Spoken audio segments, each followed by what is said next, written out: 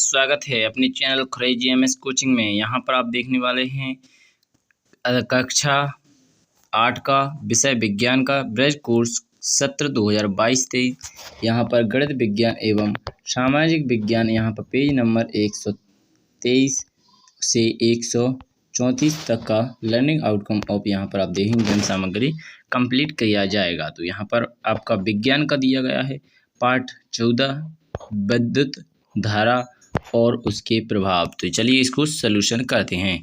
तो यहाँ से पहला पेपर आएगा, तो यहाँ पर आप इसे देख लीजिएगा। तो पहले आपको इसको देख लेना है अच्छी तरह से, इसके बाद आगे चलेंगे तो इनको भी कंप्लीट कर लीजिएगा। यहाँ पर आपको फिर इस प्रकार पढ़ लेना है, इनको भी पढ़ लीजिएगा, यहाँ पर इसको भी पढ़ लीजिएगा, अच्छी तरह से पढ़ लीजिएगा इनको। इन्हीं से आपके जो क्वेश्चन आंसर हैं वो कंप्लीट किए जाएंगे। तो यहाँ पर आप एक एक को अच्छी तरह से पढ़ लीजिएगा, फिर इन्हीं से आप एक एक क्वेश्चन को बना लेंगे। ठीक है, तो यहाँ पर आपने अच्छी तरह से पढ़ लिए होंगे सभी। चलिए क्वेश्चन आंसर बनाना प्रारंभ करते हैं। सबसे पहले आपसे पूछा लिया जाएगा विद्युत चालक एवं विद्युत रोधी पदार्थों को उदाहरण सहित स्पष्ट कीजिए। तो यहाँ पर विद्युत चालक वाला पूछ लिया गया है अभ्यास वर्कशीट 1 में, तो इसे कंप्लीट कर लीजिएगा। इसके बाद नेक्स्ट क्वेश्चन देखेंगे आप। तो यहाँ पर ये रहा दूसरा क्वेश्चन, तो इसे भी अच्छी तरह से देख लीजिएगा। और यहाँ पर विद्युत आवेश से क्या अभिप्राय है, इनकी सहायता से विद्युत परिपथ को परिभाषित कीजिए। तो इस प्रकार आप इस क्वेश्चन का आंसर दे सकते हैं अच्छी तरह से। इसके बाद तीसरे क्वेश्चन का आंसर यहाँ पर आपको दिया गया है, तो इसका देख लीजिए और इसका आंसर दे दीजिएगा। इसके बाद चौथा क्वेश्चन है, पहले तीसरे को देख लीजिए। विद्युत सेल में कितनी टर्मिनल होते हैं, इन्हें प्रतीकात्मक रूप से कैसे प्रदर्शित करते हैं। इसके बाद चौथा क्वेश्चन दिया गया है अपने आसपास उपयोग किए जाने वाले ऐसे उपकरणों की सूची बनाइए जो विद्युत सेल में से चलते हैं। यहाँ पर पांचवा क्वेश्चन, विद्युत सेल को विद्युत कैसे प्राप्त होती है। तो यहाँ पर आप देख लीजिएगा इस प्रकार। तो ये रहा विद्युत सेल को विद्युत धारा से प्राप्त होती है। यहाँ पर छठवां क्वेश्चन, विद्युत सेल का विद्युत बैटरी की तरह उपयोग करने के लिए कौन सी युक्त उपयोग में लाई जाती है। इसका देख लीजिएगा। एक से अधिक विद्युत सेलों को क्षमता बढ़ाने के लिए आपस में प्लस टर्निंग एवं माइनस टर्निंग में कम से कम में जोड़कर बैटरी में बदला जा सकता है। तो इस प्रकार देख लीजिएगा। इसके बाद आपका रहेगा सातवां क्वेश्चन, विद्युत परिपथ में धारा प्रवाह की दिशा किस ओर से शुरू होती है। तो यहाँ पर आप देखेंगे सातवें क्वेश्चन का आंसर। तो चलिए आगे देखेंगे। आठवां क्वेश्चन दिया गया है, इसका भी देख लीजिएगा आंसर। तो ये रहा आठवें क्वेश्चन का, यहाँ पर आप देख लीजिएगा आंसर अच्छी तरह से। घरों में उपयोग किए जाने वाले विद्युत उपकरणों के तारों पर प्लास्टिक का आवरण क्यों चढ़ाया जाता है। तो इसका देख लीजिएगा। इसके बाद आप देखेंगे तो यहाँ पर अभ्यास वर्कशीट 2 का आंसर देखेंगे। तो पहला क्वेश्चन आपसे पूछा गया है बिजली का काम करने वाले व्यक्ति अपने हाथों में रबड़ के दस्ताने क्यों पहनते हैं। यहाँ पर क्यों रबड़ विद्युत का कुचालक होते हैं और इससे उन्हें बिजली के झटके नहीं लगते हैं। तो यहाँ पर आप देख लीजिएगा अच्छी तरह से। दूसरा क्वेश्चन, विद्युत धारा के बंद परिपथ का चित्र बनाकर स्पष्ट कीजिए। तो यहाँ पर इसका आंसर देख लीजिएगा। तीसरा क्वेश्चन यहाँ पर परिपथ में विद्युत धारा प्रभावित नहीं होती, उनका चित्र एवं परिभाषा बनाइए। जिस परिपथ में विद्युत धारा प्रभावित नहीं होती है, जो अपूर्ण होता है, खुला परिपथ कहलाता है। इस प्रकार देख लीजिएगा। इसके बाद आप देखेंगे चौथा क्वेश्चन। तो ये रहा चौथा क्वेश्चन, इसे भी देख लीजिए अच्छी तरह से। विद्युत धारा के तापीय प्रभाव से क्या अभिप्राय है, ऐसे उपकरणों के नाम लिखिए जहां विद्युत धारा के तापीय प्रभाव का उपयोग किया जाता है। तो यहाँ पर पांचवा क्वेश्चन, विद्युत धारा का चुंबकीय प्रभाव उदाहरण देकर सचित्र स्पष्ट कीजिए। तो यहाँ पर देख लीजिएगा। इसके बाद 5वां क्वेश्चन आपसे पूछ लिया जाए, विद्युत फ्यूज बनाने में विशेष पदार्थ के तार का उपयोग क्यों किया जाता है? यह हमारे विद्युत उपकरणों के लिए क्यों लाभकारी है? तो इसका देख लीजिएगा। इसके बाद 7वां क्वेश्चन, लघु पथन का शॉर्ट सर्किट को समझाइए। यहाँ पर 8वां क्वेश्चन, दर्शाई गई विद्युत परिपथ में यदि बल्ब का तंतु टूट जाए तो बल्ब दीप्त होगा या नहीं, कारण बताइए। तो यहाँ पर आप देखेंगे 8वां क्वेश्चन, घरों में एलईडी बल्ब का उपयोग करना क्यों समझदारी है, स्पष्ट कीजिए। यहाँ पर 9वां क्वेश्चन, आंसर आपको दिया गया है, नीचे आप देखते चलिएगा। निम्न में के पूर्ण नाम लिखिए। यहाँ पर ISI का पूरा नाम Indian standard institute LED light emitting diode, MCBS miniature circuit breaker.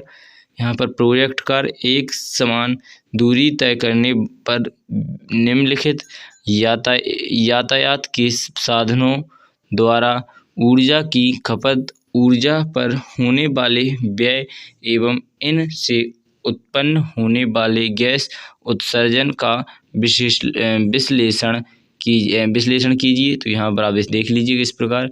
तो इस सभी के आंसर, पहला क्वेश्चन ये रहा आपका। तो यहाँ पर आप देख लीजिएगा अच्छी तरह से।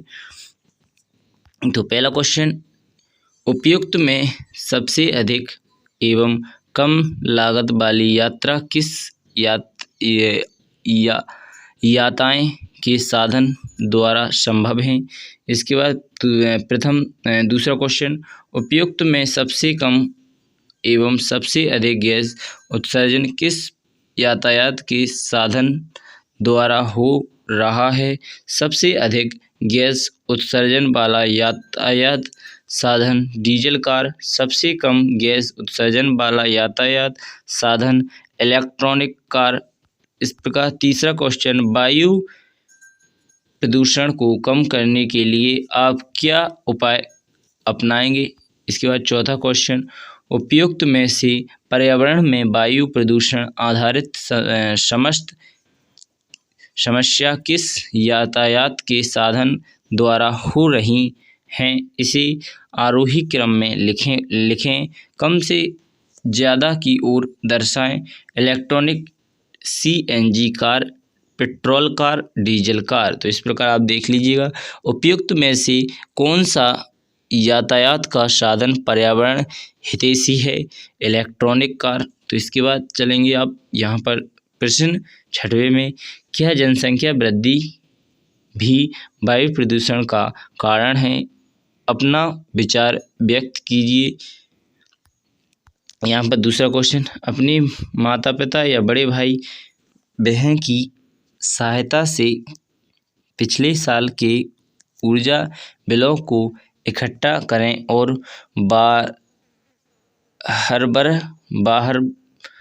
बाह्यवर बिलों के आंकड़े को तालिका में भरें एवं विश्लेषण करें।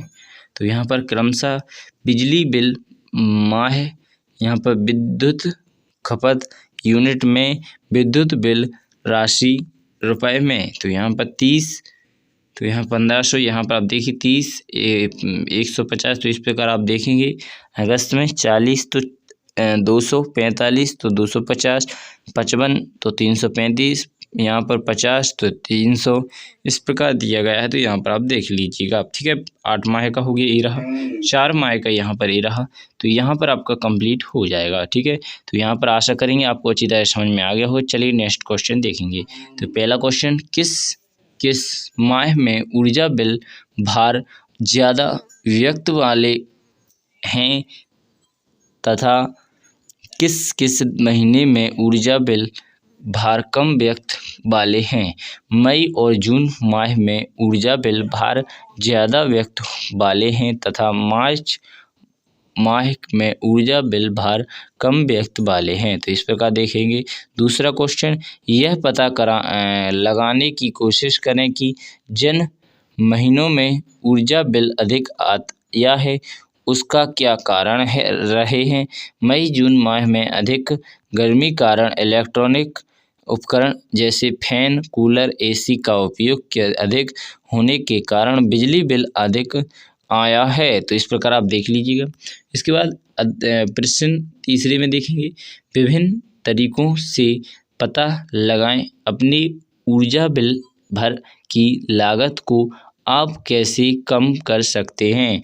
इलेक्ट्रॉनिक उपकरण का कम से कम उपयोग करके अर्थात बिजली की खपत को कम करके हम अपनी ऊर्जा बिल के भार की लागत को कम कर सकते हैं। यहाँ पर चौथा क्वेश्चन, विद्युत ऊर्जा प्राप्त करने के लिए अन्य स्रोतों के नाम लिखिए। तापीय जल विद्युत बिजली और नाभिकीय ऊर्जा विद्युत उत्पादन के मुख्य स्रोत हैं। तो यहाँ पर पांचवा क्वेश्चन दिया गया है, ऊर्जा खपत करने के लिए आप सामान्य बल्ब का उपयोग करेंगे या एलईडी बल्ब का अपना विचार व्यक्त कीजिए। तो यहाँ पर आप देख लीजिएगा। यहाँ पर छठवां क्वेश्चन आपसे पूछ लिया जाए, ऊर्जा बचत के उपायों को दर्शाते हुए पोस्ट तैयार कीजिए। तो यहाँ पर आपको एक पोस्ट तैयार करना है जिसमें आप बिल को बचाएंगे। जैसे हम एलईडी बल्ब लगाएंगे जिससे कम लाइट खाए और कम से कम पंखा चलाएंगे, जितनी ज़रूरत होगी उतनी, कुछ भी कूलर पंख उसको उतना ही चलाएंगे। ठीक है, यहाँ पर चलेंगे। क्या आप जागरूक हैं? जवाब हाँ और ना में देना है। तो पहला क्वेश्चन आपसे पूछ लिया गया है, क्या आप किसी खाली जगह या अपने घर में, स्कूल में इस्तेमाल होने पर चलते विद्युत उपकरण को बंद करते हैं? हाँ, करते हैं। इसके बाद, क्या आप कम दूरी की यात्रा करने के लिए साइकिल या पैदल यात्रा का विकल्प इस्तेमाल करते हैं? तो यहाँ पर हाँ, करते हैं। क्या आप नए बिजली के उपकरण खरीदने से पहले उसका ऊर्जा क्षमता का लेवल चेक करते हैं? इसके बाद हाँ, करते हैं। क्या आपके घरों में दिन के समय ट्यूबलाइट या बल्ब की रोशनी की जगह दिन के उजाले या सूर्य के प्रकाश का इस्तेमाल किया जाता है? हाँ, किया जाता है। क्या आपके घर में गैस बर्नर या बर्तन के ऊपर ढक्कन रखकर डाल के भोजन पकाया जाता है? हाँ, पकाया जाता है। चलिए, यहाँ पर आप और भी जो दिए गए हैं उनको भी देख लीजिए। आपके घर सौर पैनल या सौर कुकर का उपयोग किया जाता है? हाँ, किया जाता है। आप भोजन को पकाने से पूर्व आवश्यक सभी सामग्रियों को पहले से इकट्ठा करके रखते हैं? हाँ, रखते हैं। क्या आप भोजन को ठंडा होने के उपरांत फ्रिज में रखते हैं? हाँ, रखते हैं। क्या आप अपने फ्रिज को बहुत ज़्यादा ठंडे मोड में सेट करके रखते हैं? ना, नहीं करते हैं। क्या आपके घर पानी गर्म करने के लिए इमर्शन रॉड का इस्तेमाल होता है? नहीं होता है। क्या आपके घर में भोजन पकाने हेतु विद्युत हीटर का उपयोग किया जाता है? तो ना, कि नहीं किया जाता है। क्या आप हर वर्ष अपने जन्मदिन पर एक पेड़ लगाते हैं? हाँ, लगाते हैं। क्या आप अपने मित्र को पेड़ लगाने हेतु प्रेरित करते हैं? हाँ, करते हैं। इस प्रकार आप लिख सकते हैं। अगर नहीं करते हैं तो यहाँ पर नहीं भी लिख सकते हैं। तो चलिए, यहाँ पर आप आगे देखेंगे। तो ये थोड़ी सी हाँ और ना में जानकारी थी, तो आपने देख ली। हाँ, सुझाव की आवश्यकता है। हाँ, सुझाव हो रहा है, हाँ। प्रभाव अच्छा रहा, हाँ। प्रभाव बहुत अच्छा है, यहाँ पर हाँ। प्रयास उत्कृष्ट है, तो यहाँ पर आप देखेंगे किस लिए है, तो यहाँ पर आपको बता दें ये तीसरा पॉइंट है। जैसे आप यहाँ पर देखेंगे तीसरा पॉइंट ये रहा। तीसरे पॉइंट में लिखा है लेवल चेक करते हैं, तो यहाँ पर सुझाव की आवश्यकता है, तो यानी किसी सुझाव लेकर करें। इसके बाद 5वां देख लिया जाएगा।